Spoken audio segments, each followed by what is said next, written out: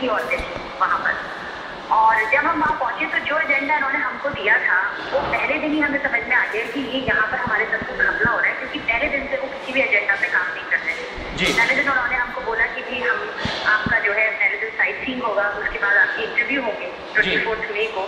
तो sight seeing के नाम पर वो जो लोग थे वो पहुंचे ही नहीं ऑर्गेनाइजर। हम लोग होटल में लोग का वेट करते रहे 2 बजे तक, उसके बाद से वहाँ कोई नहीं पहुंचा।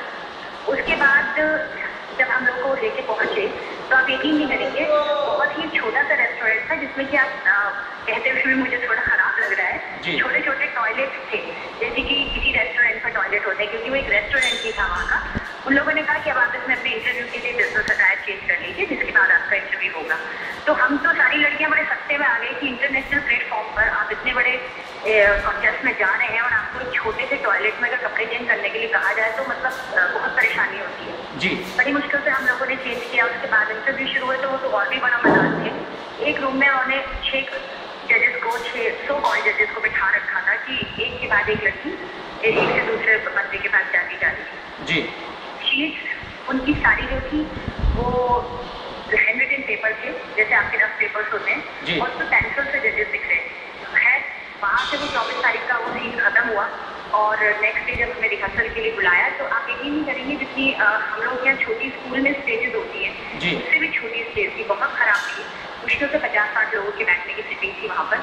और हम तो सारी लड़कियाँ बहुत ही मतलब समझ ही नहीं आया कि कितने बिलो स्टैंडर्ड हम लोग आए, क्योंकि इंडिया में तो छोटा से छोटा पैजेंट भी बहुत अच्छे और बड़े लेवल पर होता है। तो हमारे लिए तो बड़ी मतलब समझ नहीं आ रहा था कितनी दूर आ गए हैं हमारे हस्बैंड हमारे साथ में, क्या करें। तो क्या आपने इस कॉम्पिटिशन में पार्टिसिपेट करने के लिए उदिता जी कुछ अमाउंट भी दिया था क्या?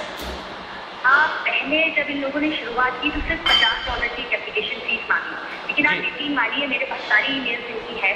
जैसे ही 50 की वो फीस देकर उसके बाद इन्होंने पोर्टफोलियो शूट मांगा, उसके बाद टेलीफोनिक इंटरव्यूज हुए। जब इन्होंने डिक्लेयर किया कि उदिता जी आप फाइनलिस्ट हो गई हो, उसके बाद तो मतलब तांता लग गया। रोज के हिसाब से मुझसे पैसे मांग रहे थे, कभी $100, कभी $500, कभी $200। मतलब हम परेशान हो गए। आप सोचिए टिकट हम अपनी जेब से खरीद के लेके गए, एक पैसा हमने अपनी जेब से खर्च किया। इस टाइम 10 लाख से ज्यादा रुपए मेरे खर्च हो चुके हैं इस कॉन्टेस्ट के नाम। और ये जो ऑर्गेनाइजर थे इस पूरे प्रतियोगिता के, इस पूरे कंपटीशन के, वो कहाँ के रहने वाले थे? इंडिया के ही रहने वाले थे? कहाँ के रहने वाले थे? और अब क्या है, अभी क्या है, उनसे कोई कांटेक्ट हो पा रहा है आपका? सबसे ज्यादा दुख की बात शायद यही है, हिंदुस्तानी लोग हैं विदेश में जाके हिंदुस्तानियों को बेवकूफ बना रहे हैं। आप ये देखिए अटलांटा बैठकर उन्होंने पूरे विश्व से 14 लड़कियों को बुला लिया, जो मैं नहीं मानती कि 8-10 लाख रुपए से कम खर्च किए बिना वहाँ पहुँच पाई होंगी, क्योंकि 2.5-3 लाख रुपए के तो हमारे टिकट ही थे। तो इंडिया के ही हैं, उनसे अब जब हम बात कर रहे हैं, कॉन्टेक्ट कर रहे हैं कि भाई आप, जो कि मैं सेकेंड रनर हूँ प्रतियोगिता की, तो भाई आप इसको डिक्लेयर कीजिए। शीट मैंने उनसे बड़ी मुश्किल से निकलवाई थी तरह से, तो अगर आप शीट देखेंगे तो वो